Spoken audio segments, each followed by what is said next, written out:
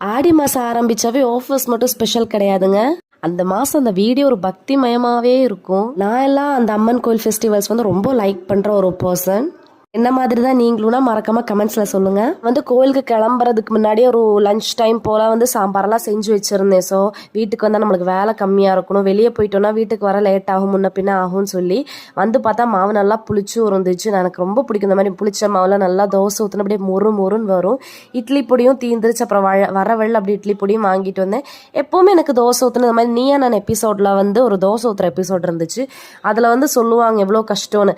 ஆனால் கஷ்டத்தையும் தாண்டி அந்த தோசை வந்து சூடாக நம்மளுக்கு யாராவது செஞ்சு கொடுக்க இருந்து நம்ம சாப்பிட சூடாக மொறுன்னு ஊற்றி கொடுக்கும்போது அது உள்ளே எவ்வளோ போகுதுன்னு அதோட குவான்டிட்டியை நம்மளால் ஃபைண்ட் அவுட் பண்ண முடியாது.